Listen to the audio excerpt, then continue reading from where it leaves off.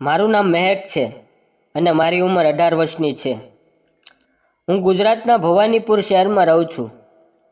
આ ઘટના મારી સાથે ત્યારે બની હતી જ્યારે મારો પગ લપસી ગયો હતો અને મને કમરની અંદર મોચ આવી ગઈ હતી.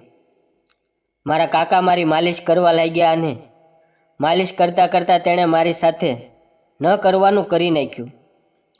મારા કાકા શહેરમાં રહીને નોકરાની તૈયારી કરતા હતા. અત્યારે ઉનાળાનું વેકેશન હતું એટલે તે ગામડે અમારા ઘરે આવ્યા હતા. તેનું નામ જીતેન્દ્ર હતું અને તે મારાથી 2 વર્ષ મોટા હતા. તે જોવામાં ખૂબ સુંદર અને હેન્ડસમ દેખાય છે. અમે બંને ખૂબ જ સારા મિત્ર હતા અને એકબીજા સાથે બધી જ વાતો આપલે કરતા હતા. ફક્ત એકબીજાના પ્રેમની વાતો અમે છુપાવતા હતા. વેકેશનની અંદર અમે બંને આખો દિવસ મોબાઈલ ઉપર ગેમ રમતા, કેરમ રમતા અને ક્યારેક ક્યારેક હિંચકા પણ ખાતા. એક દિવસ મારા મમ્મી પપ્પા અમારા સંબંધીના ઘરે ગયા તો મેં પૂછ્યું કે તમે ઘરે પાછા ક્યારે આવશો? તો તેણે કહ્યું અમે સાંજે પાછા આવી જઈશું. તું તારા કાકા સાથે રમત રમ અને આનંદ કર. પછી તે બંને જતા રહ્યા. મારા કાકા મોબાઈલની અંદર ઓનલાઈન લૂડો રમી રહ્યા હતા. દરેક પોઈન્ટ ઉપર અમે બંને જોર જોરથી હસતા અને અવાજ કરતા.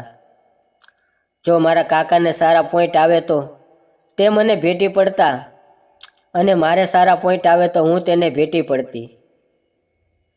જેવી અમે મેચ જીત્યા તો અમે બંને એકબીજાને ભેટવા લાગ્યા. અમારા હોઠથી લીપ ટકરાવા લાગ્યા. આની પહેલાં મેં ક્યારેય આવું કર્યું ન હતું. પછી અમે બંને એકબીજાથી શરમાવા લાગ્યા. એવું લાગતું હતું કે અમે બંને પહેલી વાર મળ્યા હોઈએ. હું ત્યાંથી ઊભી થઈને મારા રૂમમાં જતી રહી. મને મારા રૂમમાં અજીબ લાગી રહ્યું હતું. કાંઈ સમજમાં આવતું નહોતું કે શું કરું. હું નાહવા માટે બાથરૂમમાં ગઈ. નાતા નાતા મને ટીવીનો અવાજ આવવા લાગ્યો. હું સમજી ગઈ કે કાકા પોતાનો મૂડ ચેન્જ કરવા માટે ટીવી જોવા લાગ્યા છે. જલ્દી બાથરૂમમાં જતી વખતે હું મારા કપડાં લેવાનું ભૂલી ગઈ. નાહ્યા પછી રૂમાલ વીંટીને હું બહાર આવી અને જેવી હું બાથરૂમમાંથી બહાર આવી મારો પગ લપસી ગયો અને હું ધડામ કરીને નીચે પડી ગઈ. મારા પડવાનો અવાજ મારા કાકાએ સાંભળ્યો. કાકાએ સાંભળ્યો નહીં કારણ કે તે ટીવી જોઈ રહ્યા હતા. મેં ઊભા થવાનો પ્રયાસ કર્યો પણ મારાથી હલાતું પણ નહોતું. મેં ફરીવાર કાકાને જોરથી બૂમ પાડી તો તે દોડતા દોડતા આવ્યા. મારા રૂમમાં આવીને તે પાછું ફરીને ઊભા રહી ગયા. તે શરમાઈ રહ્યા હતા પરંતુ આમાં શરમની વાત ક્યાં હતી. મેં કહ્યું કાકા મારી મદદ કરો. તો તે બોલ્યા હું નથી કરી શકતો. મેં કહ્યું કાકા મારાથી હલાતું પણ નથી. તો મારા કાકા કહેવા લાગ્યા કે તે કાંઈ પહેર્યું નથી. મેં મારા શરીર ઉપર નજર નાખી તો મારો ટુવાલ પણ દૂર પડ્યો હતો અને મને ખૂબ જ જોરથી દુખાવો થઈ રહ્યો હતો. હવે શું કરું? મારી સમજમાં કાંઈ આવતું નહોતું. મેં કાકાને કહ્યું કાકા કાંઈ પણ કરો પણ મને ઊભી કરો. કાકાએ હિંમત ભેગી કરી અને મને ઊભી કરી. તેની નજર મારી ગરદનના નીચલા ભાગને જોઈ રહી હતી.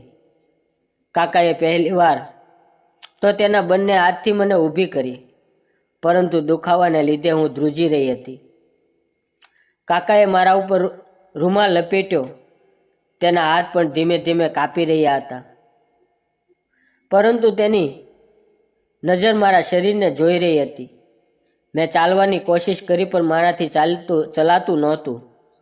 તો કાકાએ મને ગોદમાં ઉપાડી લીધી અને પલંગ ઉપર સુવડાવી.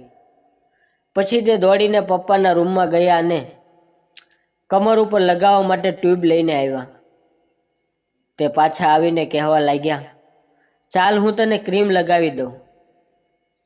પહેલાં તો મને એમ થયું કે હું કાકાને ના પાડી દઉં પરંતુ મારી કમરનો દુખાવો એટલો બધો હતો કે હું તેને ના ન પાડી શકી. હું પાછો ફરી ગઈ. કાકાએ મારો રૂમાલ એક બાજુ મૂક્યો અને મારી કમર ઉપર ક્રીમ લગાવવા લાગ્યા. ક્રીમની માલિશ કરવાથી મને આરામ આવી રહ્યો હતો અને સાથે સાથે મને મજા પણ આવી રહી હતી.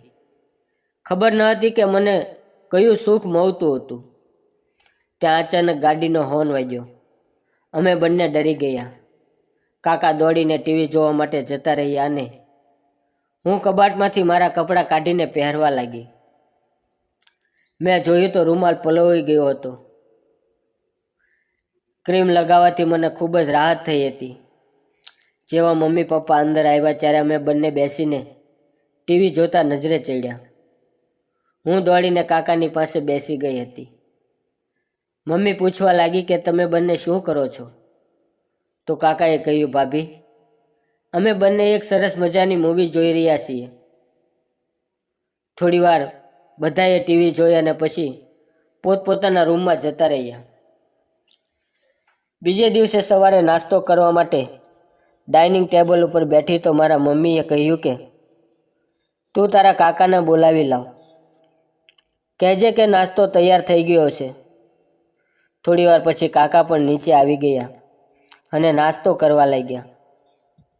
અમે બંને ચૂપચાપ નાસ્તો કરી રહ્યા હતા. કાકા નીચે જોઈને નાસ્તો કરતા હતા. તેણે અચાનક મારી તરફ જોયું અને અમારા બંનેની આંખો એકબીજાને ટકરાઈ ગઈ. મારા શરીરમાં વીજળી દોડી ગઈ. હું ડરતા ડરતા ચૂપચાપ ખાવા લાગી. હું નાસ્તો પૂરો કરીને મારા બેડરૂમમાં ગઈ. મેં આજુબાજુ જોયું અને પછી મેં મારા ફ્રોક ઉપર જોયું તો તે પણ પલળી ગયું હતું. મેં જલ્દી મારા કપડાં બદલી નાખ્યા. હું વિચારી રહી હતી કે આ પાણી ક્યાંથી આવી રહ્યું છે? શું આ બધું કાકાને લીધે થાય છે? તો હું મારા કાકાને પસંદ કરવા લાગી હતી. આ કેમ થઈ શકે? અમે બંને તો કાકો અને ભત્રીજી છીએ. આ સંબંધ બરાબર નથી. હું મારી પોતાની સાથે વાત કરી રહી હતી. થોડી વાર પછી દિલ મન ઉપર સવાર થઈ ગયો અને તે કહેવા લાગ્યું કે પ્રેમ સંબંધ જોતો નથી, બસ થઈ જાય છે. મિત્રો, વિડીયો પસંદ આવ્યો હોય તો વિડીયોને લાઈક અને ચેનલને સબસ્ક્રાઈબ કરવાનું ના ભૂલતા. ફરી મળીશું એક નવા વિડીયોમાં. ત્યાં સુધી આવજો. વિડીયો પૂરેપૂરો જોવા બદલ આપ સૌ મિત્રોનો ખૂબ ખૂબ ધન્યવાદ.